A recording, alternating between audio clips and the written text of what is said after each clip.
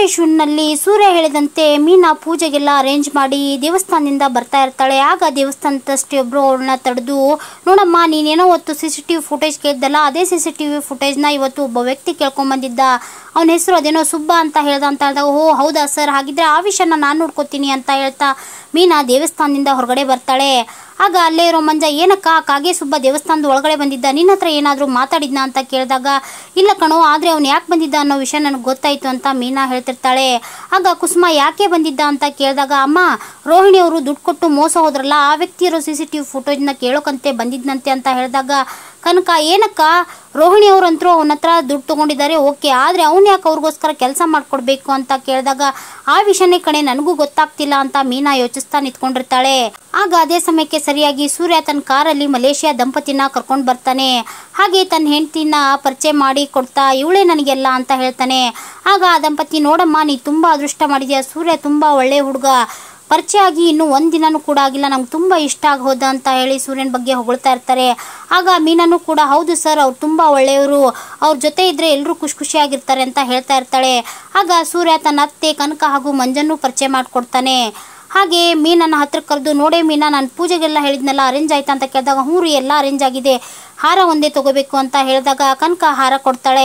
ಆಗ ಮಲೇಷಿಯಾ ವ್ಯಕ್ತಿ, ಎಷ್ಟಾಯ್ತಮ್ಮ ಅಂತ ಕೇಳಿದಾಗ ಕುಸುಮ, ನೋಡಿ ಸರ್, ನಮ್ಗೆ ದುಡ್ಡೆಲ್ಲ ಏನು ಬೇಡ, ನಿಮ್ಮ ಒಳ್ಳೆ ಮನಸ್ಸಿಂದ ನನ್ನ ಮಗಳು ಅವಳು ಹೆಂಗೆ ಆಶೀರ್ವಾದ ಮಾಡಿದ್ರೆ ಅಷ್ಟೇ ಸಾಕು ಅಂತ ಹೇಳಿದಾಗ, ಸರಿ ಆಯ್ತಮ್ಮ ಅಂತ ಹೇಳಿದಾಗ ಸೂರ್ಯ ಮೀನಾ ಮಲೇಷಿಯಾ ದಂಪತಿನ ಕರ್ಕೊಂಡು ದೇವಸ್ಥಾನದ ಒಳಗಡೆ ಹೋಗ್ತಾರೆ.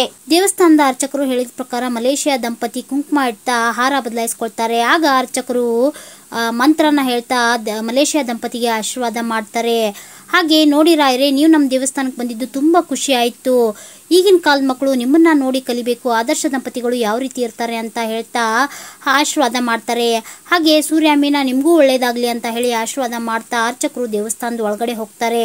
ಆಗ ಮಲೇಷಿಯಾ ದಂಪತಿ ಸೂರ್ಯ ಮೀನಾಗೆ, ನೋಡಪ್ಪ, ನಾವು ಇದನ್ನ ಸಿಂಪಲ್ ಆಗಿ ಮಾಡ್ಕೋಬೇಕು ಅಂತ ಮಾಡಿದ್ವಿ, ಆದರೆ ನೀವು ಇದನ್ನ ಅದ್ದೂರಿಯಾಗಿ ಮಾಡಿದ್ರಿ, ನಮ್ಗೆ ತುಂಬಾ ಖುಷಿ ಆಯ್ತು, ನಮ್ಮ ಸ್ವಂತದವರೇ ನಮ್ಮ ಜೊತೆ ಇದ್ದಾರೇನೋ ಅಂತ ಭಾವನೆ ಬರ್ತಾ ಇದೆ ಅಂತ ಹೇಳಿದಾಗ ಸೂರ್ಯ, ನಿಮಗೆ ಖುಷಿ ಆಯ್ತಲ್ಲ, ನಮ್ಗೆ ಅಷ್ಟೇ ಸಾಕು, ನಮ್ಮ ಅತ್ತೆ ಹೇಳಿದ ಪ್ರಕಾರ ನೀವು ಒಳ್ಳೆ ಮನಸ್ಸಿಂದ ನಮ್ಮ ಆಶೀರ್ವಾದ ಮಾಡಿದ್ರೆ ಸಾಕು ಅಂತ ಹೇಳ್ತಾ ಸೂರ್ಯ ಮೀನಾ ಮಲೇಷಿಯಾ ದಂಪತಿ ಕಾಲಿಗೆ ಬಿದ್ದು ಆಶೀರ್ವಾದ ತಗೋತಾರೆ. ಆಗ ಆ ದಂಪತಿ ಸೂರ್ಯ ಮೀನಾಗೆ ಆಶೀರ್ವಾದ ಮಾಡಿ, ಬನ್ರಿ ನಾವು ಪ್ರದಕ್ಷಿಣೆ ಹಾಕೊಂಡ್ ಬರೋಣ ಅಂತ ಹೇಳಿ ಇಬ್ರು ಅಲ್ಲಿಂದ ಹೊರಡ್ತಾರೆ.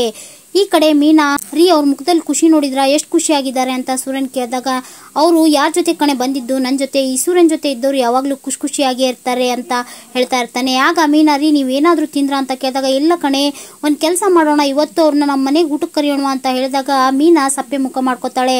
ಆಗ ಸೂರ್ಯ, ಯಾಕೆ ನಿನ್ಗೆ ಇಷ್ಟ ಇಲ್ವಾ ಅಂತ ಕೇಳಿದಾಗ, ಹಾಗಲ್ಲ ರೀ, ಅತ್ತೆ ಇದಕ್ಕೆ ಒಪ್ಕೊಳ್ತಾರೋ ಇಲ್ಲೋ, ನಾನು ಅಪ್ಪಗೆಲ್ಲ ಫೋನ್ ಮಾಡಿ ಹೇಳ್ತೀನಿ, ಅವ್ರು ಒಪ್ಪಿಸ್ತಾರೆ, ಆಗ ಸಕ್ಕರೆ ಏನು ಮಾತಾಡಲ್ಲ ಅಂತ ಹೇಳಿದಾಗ, ಸರಿ ರೀ, ನಾನು ಹೋಗಿ ಎಲ್ಲ ಅರೇಂಜ್ ಮಾಡ್ಕೋತೀನಿ ಅಂತ ಮೀನಾ ಮಾತಾಡ್ಕೊಳ್ತಾ ಇರ್ತಾಳೆ. ಆಗ ಆ ದಂಪತಿ ಪ್ರದಕ್ಷಿಣೆ ಮುಗಿಸ್ಕೊಂಡು ಸೂರ್ಯ ಮೀನಾ ಹತ್ರ ಬರ್ತಾರೆ. ಆಗ ಸೂರ್ಯ, ಸರ್ ನಿಮ್ಗೆ ಇವತ್ತು ಮಧ್ಯಾಹ್ನ ಏನು ಕೆಲಸ ಇಲ್ವಾ ಅಂತ ಕೇಳಿದಾಗ, ಇಲ್ಲಪ್ಪ ಅಂತ ಹೇಳ್ತಾರೆ. ಆಗ ಸೂರ್ಯ, ಸರ್ ನೀವೇನು ಅನ್ಕೊಳ್ಳಲ್ಲ ಅಂದ್ರೆ ಇವತ್ತು ನೀವು ನಮ್ಮ ಮನೆಗೆ ಊಟಕ್ಕೆ ಬನ್ನಿ ಅಂತ ಹೇಳಿದಾಗ, ನಿಮ್ಗೆ ಯಾಕಪ್ಪ ತೊಂದರೆ ಅಂತ ಹೇಳಿದಾಗ, ಏನು ತೊಂದರೆ ಇಲ್ಲ ಸರ್, ನಮ್ಮ ಮನೆಗೆ ಬನ್ನಿ ಅಂತ ಹೇಳ್ತಾರೆ. ಸರಿ ಆಯ್ತು ಅಂತ ಒಪ್ಕೋತಾರೆ ಆ ಮಲೇಷಿಯಾ ದಂಪತಿ. ಆಗ ಸೂರ್ಯ, ಸರ್ ನೀವು ಹೋಗಿರಿ, ನಾನು ಬಂದೆ ಅಂತ ಹೇಳಿದಾಗ ಅವ್ರು ಅಲ್ಲಿಂದ ಹೊರಡ್ತಾರೆ. ಸರಿ ಆಯ್ತು ಮೀನಾ, ಅವ್ರನ್ನಿನ್ನೂ ಒಂದೆರಡು ಕಡೆ ಕರ್ಕೊಂಡು ಹೋಗೋದಿದೆ, ಕರ್ಕೊಂಡು ಹೋಗಿ ಮಧ್ಯಾಹ್ನ ಮನೆಗೆ ಕರ್ಕೊಂಡು ಬರ್ತೀನಿ ಅಂತ ಹೇಳಿ ಅಲ್ಲಿಂದ ಹೊರಡ್ತಾ ಇರ್ತಾನೆ. ಆಗ ಮೀನಾ, ರೀ ಒಂದ್ ನಿಮಿಷ ಇರಿ, ನಾವು ಆ ವಿಶ್ವಾಸನ ಮುಖನ ಕಂಡುಹಿಡಿಯೋಕೆ CCTV ಫುಟೇಜ್ ಬೇಕು ಅಂತ ಹೇಳಿದ್ವಲ್ಲ ಅಂತ ಹೇಳಿದಾಗ, ಅಲ್ಲ ಕಣೆ, ಆ ವಿಷಯನ ಅಲ್ಲಿಗೆ ಬಿಟ್ಬಿಡು, ಅಪ್ಪ ಹುಡ್ಕೋದ್ ಬೇಡ ಅಂತ ಹೇಳಿದಾರಲ್ವಾ ಅಂತ ಹೇಳಿದಾಗ, ಆ ವಿಷಯ ಅಲ್ಲ ರೀ, ಇವತ್ತು ಅದೇ CCTV ಫುಟೇಜ್ನ ಕೇಳ್ಕೊಂಡು ಕಾಗೆ ಸುಬ್ಬ ಇಲ್ಲಿಗೆ ಬಂದಿದ್ದಂತೆ, ಮೇ ಬಿ ರೋಹಿಣಿ ಅವರೇ ಹೇಳಿ ಕಳಿಸಿರ್ಬೋದು ಅಂತ ಹೇಳಿದಾಗ, ಓಹೋ, ಆ ಗುಂಗ್ರಿ ಈ ಕೆಲಸ ಎಲ್ಲ ಮಾಡ್ತಿದ್ದಾಳ, ಆ ಗುಂಗ್ರಿ ಹೇಳಿದ್ಕೆ ಕಾಗೆ ಸುಬ್ಬ ಈ ಕೆಲಸ ಮಾಡ್ತಾ ಇದ್ದಾನೆ, ಮೊದಲು ಇವ್ರು ಮಧ್ಯಾಹ್ನ ನಮ್ಮ ಮನೆಗೆ ಊಟಕ್ಕೆ ಬರ್ಲಿ, ಆಮೇಲೆ ಅವಳನ್ನ ಸರಿಯಾಗಿ ಲಾಕ್ ಮಾಡೋಣ ಅಂತ ಹೇಳ್ತಾ ಸೂರ್ಯ ಅಲ್ಲಿಂದ ಹೊಡ್ತಾನೆ. ಈ ಕಡೆ ಕಾಗೆ ಸುಬ್ಬ ತನ್ನ ಹುಡುಗನ ಜೊತೆ ರೋಹಿಣಿಗೋಸ್ಕರ ವೇಟ್ ಮಾಡ್ತಾ ಇರ್ತಾನೆ. ಆಗ ಕಾಗೆ ಸುಬ್ಬನ ಹುಡುಗ, ಏನಣ್ಣ ದಿನೇಶ ಈ ರೋಹಿಣಿ ವಿಷಯನೆಲ್ಲ ನಮ್ಮ ಹತ್ರ ಹೇಳಿದಾನೆ, ಅದನ್ನ ಇಟ್ಕೊಂಡು ಅವಳಿಗೆ ಆಟ ಆಡ್ಸೋದಲ್ವಾ ಅಂತ ಕೇಳಿದಾಗ, ನಿನಗೆ ಗೊತ್ತಿಲ್ಲ ಕಣೋ, ಕುರಿನ ಬಲಿ ಕೊಡೋಕಿನ ಮುಂಚೆ ಚೆನ್ನಾಗಿ ಮೇಯಿಸ್ಬೇಕು, ಅವಳಿಗೆ ಸಹಾಯ ಮಾಡ್ತೀವಿ ಅಂತ ಅವಳಿಗೆ ಅನಿಸ್ಬೇಕು, ಹಾಗೆ ನಮ್ಮ ಕೆಲಸನೂ ಸಾಧಿಸ್ಕೊಳ್ಬೇಕು ಅಂತ ಕಾಗೆ ಸುಬ್ಬ ಹೇಳ್ತಿರುವಾಗ ಅದೇ ಸಮಯಕ್ಕೆ ಸರಿಯಾಗಿ ಪೂಜಾನ ಕರ್ಕೊಂಡು ರೋಹಿಣಿ ಅಲ್ಲಿಗೆ ಬರ್ತಾಳೆ. ಹಾಗೆ ದೇವಸ್ಥಾನದ ಹತ್ರ ಹೋಗಿದ್ರ, ಕೆಲಸ ಏನಾಯ್ತು ಅಂತ ಕೇಳಿದಾಗ, ನೋಡಿ ಮೇಡಮ್ ನಮ್ಮಂತ ನಾರ್ಮಲ್ ಪರ್ಸನ್ಸ್ಗೆ ಅವ್ರು ವಿಡಿಯೋ ಕೊಡಲ್ವಂತೆ. ನಾನು ಮೀನನ್ ತಮ್ಮ ಮಂಜನ್ ಫ್ರೆಂಡು ಅಂತ ಹೇಳಿದ್ರು, ಸ್ವತಃ ಮೀನಾನೇ ಬಂದ್ ಕೇಳಿದ್ರು, ಕೊಟ್ಟಿಲ್ಲ ಅಂತ ಹೇಳಿದ್ರು ಅಂತ ಹೇಳಿದಾಗ ಆ ವಿಷಯ ಕೇಳಿ ರೋಹಿಣಿಗೆ ಶಾಕ್ ಆಗುತ್ತೆ. ಅಲ್ಲ, ನೀ ದೇವಸ್ಥಾನಕ್ಕೆ ಒಳಗೆ ಹೋಗೋದನ್ನ ಯಾರಾದ್ರೂ ನೋಡಿದ್ರ ಅಂತ ರೋಹಿಣಿ ಕೇಳಿದಾಗ, ಅಲ್ಲ ಮೇಡಮ್, ನಾ ಮೀನಾ ಅಮ್ಮ ಅಲ್ಲೇ ಹೂ ಮಾರೋದು, ನಾನು ಒಳಗಡೆ ಹೋಗುವಾಗ ಅವರೆಲ್ಲ ಅಲ್ಲೇ ಇದ್ರು ಅಂತ ಕಾಗೆ ಸುಬ್ಬ ಹೇಳ್ತಾನೆ. ಅಲ್ರಿ ನಿಮ್ಗೆ ಗೊತ್ತಾಗಲ್ವಾ, ಯಾರು ಇಲ್ದಿರೋ ಸಮಯದಲ್ಲಿ ಹೋಗೋಕ್ಕಾಗಲ್ವಾ ಅಂತ ಹೇಳಿ ಕಾಗೆ ಸುಬ್ಬನ್ಗೆ ಬೈತಾ ಇರ್ತಾಳೆ ರೋಹಿಣಿ. ಹಾಗೆ ನೋಡಿ ಇನ್ನೊಂದು ವಿಷಯ, ನೀವು ಆ ಮಂಜನ್ ವಿಡಿಯೋ ರಿಲೀಸ್ ಮಾಡಿರೋದು ನೀವೇ ಅನ್ನೋ ಅನುಮಾನ ಆ ಸೂರ್ಯನ್ ಬಂದಿದೆ, ಸ್ವಲ್ಪ ಹುಷಾರಾಗಿರಿ ಅಂತ ಹೇಳಿದಾಗ, ಸರಿ ಮೇಡಮ್ ನಾನು ಅದನ್ನ ನೋಡ್ಕೋತೀವಿ, ನೀವು ಅದೇನೋ ಕಂಪ್ಲೇಂಟ್ ಕೊಟ್ಟಿದ್ದೀನಿ ಅಂತ ಹೇಳಿದ್ರಲ್ಲ, ಪೊಲೀಸ್ ಸ್ಟೇಷನ್ಗೆ ಹೋಗಿ ಮೊದಲು ಆ ವಿಡಿಯೋನ ಕಲೆಕ್ಟ್ ಮಾಡೋ ವ್ಯವಸ್ಥೆ ಮಾಡ್ಕೊಳ್ಳಿ, ಹಾಗೆ ಆ ವಿಡಿಯೋನ ನನಗೆ ಕಳಿಸಿ, ನಾನು ಮುಂದಿದ್ನೆಲ್ಲ ನೋಡ್ಕೋತೀನಿ ಅಂತ ಹೇಳ್ತಾ ಕಾಗೆ ಸುಬ್ಬ ಅವನ ಹುಡುಗನ್ನ ಕರ್ಕೊಂಡು ಅಲ್ಲಿಂದ ಹೊರಡ್ತಾನೆ. ಆಗ ರೋಹಿಣಿ ಮನೋಜ್ಗೆ ಕಾಲ್ ಮಾಡಿ, ನೋಡಿ ಮನೋಜ್, ಆ ವಿಡಿಯೋನ ಯಾರ ಕೈಗೂ ಕೊಡ್ತಿಲ್ವಂತೆ, ಪೊಲೀಸರು ಬಂದು ಕೇಳಿದ್ರೆ ಮಾತ್ರ ಕೊಡ್ತಾರಂತೆ, ಮೊದಲು ನಾವು ಕಂಪ್ಲೇಂಟ್ ಕೊಟ್ಟಿದ್ವಲ್ಲ ಆ ಸ್ಟೇಷನ್ಗೆ ಹೋಗಿ ಆ ವಿಡಿಯೋ ಕಲೆಕ್ಟ್ ಮಾಡೋ ವ್ಯವಸ್ಥೆ ಮಾಡ್ಕೊಳ್ಳಿ ಅಂತ ಹೇಳ್ತಾ ಪೂಜಾನ ಕರ್ಕೊಂಡು ಅಲ್ಲಿಂದ ಹೊರಡ್ತಾಳೆ ರೋಹಿಣಿ. ಈ ಕಡೆ ಮೀನಾ ತರಕಾರಿ ಹೆಚ್ಚುತ್ತಾ ಇರ್ತಾಳೆ. ಆಗ ಅಲ್ಲೇ ಪಕ್ಕದಲ್ಲಿ ಶ್ರುತಿ ಕ್ಯಾರೆಟ್ ತಿಂತ, ಅಲ್ಲ ಮೀನಾ ಅವರೇ, ಇವತ್ತೇನಾದ್ರೂ ವಿಶೇಷ ಇದೆಯಾ, ಇಷ್ಟೊಂದು ತರಕಾರಿ ಕಟ್ ಮಾಡ್ತಾ ಇದಾರಲ್ಲ ಅಂತ ಹೇಳಿದಾಗ, ಶ್ರುತಿ ಇವರು ಇಬ್ರು ವಯಸ್ಸಾದ ದಂಪತಿಗಳನ್ನ ಮನೆ ಕರ್ಕೊಂಡ್ ಬರ್ತಾ ಇದಾರೆ, ಅದು ಅವರು ಬೇರೆ ದೇಶದಿಂದ ಬರ್ತಾ ಇದಾರೆ, ಇವರು ಅವ್ರಿಗೆ ಇಷ್ಟ ಆಗೋ ರೀತಿ ಅಡುಗೆ ಮಾಡಿ ಹೊಟ್ಟೆ ತುಂಬಾ ಊಟ ಹಾಕಬೇಕು ಅಂತ ಆಸೆ ಅಂತ ಹೇಳಿದಾಗ, ಓಹೋ ಇವತ್ತು ತುಂಬಾ ವೆರೈಟಿ ಆಗಿದ್ರೆ ಮೀನಾ ಅವರೇ ಒಂದು ಕೆಲಸ ಮಾಡ್ತೀನಿ, ರವಿನ ಕರೆಸ್ಲಾ ನಿಮ್ಗೆ ಹೆಲ್ಪ್ ಮಾಡೋಕೆ ಅಂತ ಹೇಳಿದಾಗ, ಪರವಾಗಿಲ್ಲ ಶ್ರುತಿ, ನನಗೆಲ್ಲ ಅಭ್ಯಾಸ ಇದೆ, ನಾನು ಮಾಡ್ಕೋತೀನಿ ಅಂತ ಹೇಳ್ತಾಳೆ ಮೀನಾ. ಆಗ ಶ್ರುತಿ, ಅಲ್ಲ ಮೀನಾ ಅವರೇ, ನೀವು ಹೊರಗಡೆ ಹೂ ಕೊಟ್ಟು ಬರ್ತೀರಾ, ಡೆಕೋರೇಷನ್ ಕೆಲಸನೂ ಮಾಡ್ತೀರಾ, ಹಾಗೆ ಮನೆಗೆ ಬಂದು ಮನೆ ಕೆಲಸನೂ ಮಾಡ್ತೀರಾ, ನನ್ನ ಕಡೆಯಿಂದ ಇದೆಲ್ಲ ಆಗಲ್ಲಪ್ಪ ಅಂತ ಹೇಳ್ತಿರುವಾಗ, ನನಗೆಲ್ಲ ಅಭ್ಯಾಸ ಇದೆ ಶ್ರುತಿ, ಮದ್ವೆಕಿನ್ನ ಮುಂಚೆ ಅಂಗಡಿನೂ ಮನೇನು ನಾನೇ ನೋಡ್ಕೋಬೇಕಿತ್ತು, ಮನೆಗೆ ಬಂದು ಅಂಗಡಿ ಕೆಲಸ ಮನೆ ಕೆಲಸ ಎಲ್ಲ ಮಾಡ್ಬೇಕಿತ್ತು ಅಂತ ಹೇಳಿ ಮೀನಾ ತನ್ನ ಕಷ್ಟನ ಹೇಳ್ಕೊತಾ ಇರ್ತಾಳೆ. ಅಲ್ಲಿಗೆ ಶಾಂತಿ ಬರ್ತಾಳೆ. ಆಗ ಶಾಂತಿ, ಏನೇ ಇದು ಹೂ ಕಟ್ಟೋದು ಹೂ ಮಾರೋದನ್ನ ಬಿಟ್ಬಿಟ್ಟು ಮದ್ವೆ ಆರ್ಡರ್ ಏನಾದ್ರೂ ತಗೊಂಡಿಯಾ ಅಂತ ಮೀನಾನ ಪ್ರಶ್ನೆ ಮಾಡ್ತಾ ಇರ್ತಾಳೆ.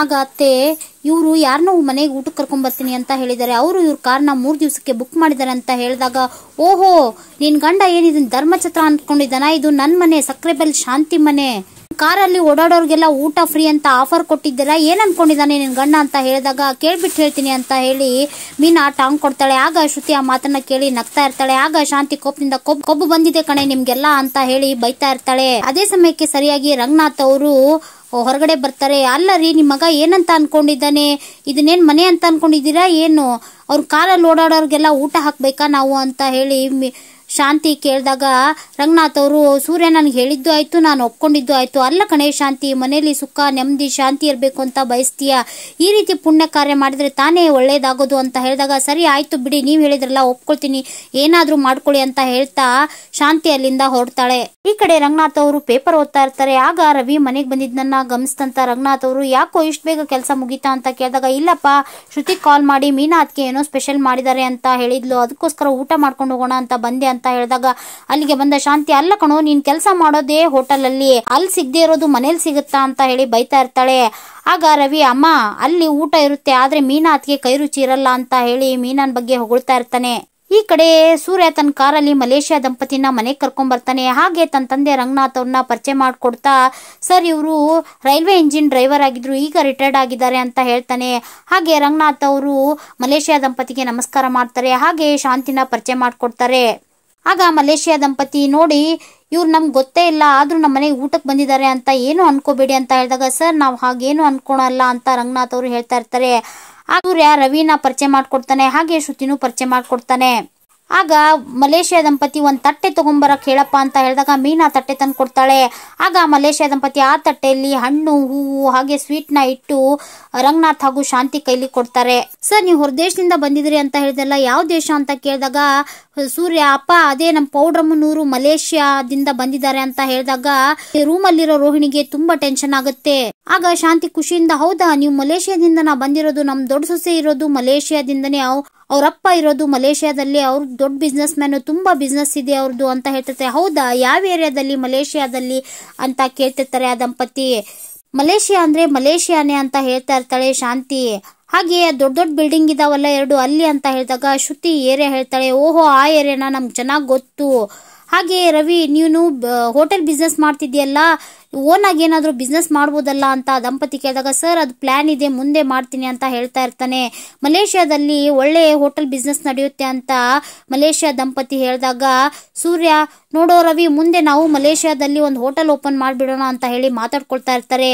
ಆಗ ಶಾಂತಿ ಇರಿ ನಮ್ಮ ಸೊಸೆನ ಕರಿತೀನಿ ಅಂತ ಹೇಳಿ ರೋಹಿಣಿ ರೋಹಿಣಿ ಅಂತ ಕೂಗ್ತಾ ಇರ್ತಾಳೆ. ಈ ಕಡೆ ರೋಹಿಣಿಗೆ ತುಂಬಾ ಟೆನ್ಷನ್ ಆಗ್ತಾ ಇರುತ್ತೆ. ಏನಪ್ಪಾ ಈ ಗೆಸ್ಟ್ ಮಲೇಷ್ಯಾದಿಂದ ಬರ್ತಾರೆ ಅಂತ ಗೊತ್ತಿದ್ರೆ ಮೊದಲೇ ನಾನು ಮನೆಯಿಂದ ಹೊರಗಡೆ ಹೋಗ್ಬಿಡ್ಬೋದಿತ್ತು, ಇವಾಗ ಏನ್ ಮಾಡೋದು ಅಂತ ಹೇಳಿ ಟೆನ್ಷನ್ ಮಾಡ್ಕೊಂಡು ಆ ಕಡೆಯಿಂದ ಈ ಕಡೆ ಓಡಾಡ್ತಾ ಇರ್ತಾಳೆ. ಈ ಕಡೆ ಶಾಂತಿ ಪದೇ ಪದೇ ರೋಹಿಣಿ ಬಾರೆ ಅಂತ ಹೇಳಿ ಕರಿತಾನೆ ಇರ್ತಾಳೆ. ಆದ್ರೆ ರೋಹಿಣಿ ಮಾತ್ರ ಹೊರಗಡೆ ಬರ್ತಾನೆ ಇರಲ್ಲ.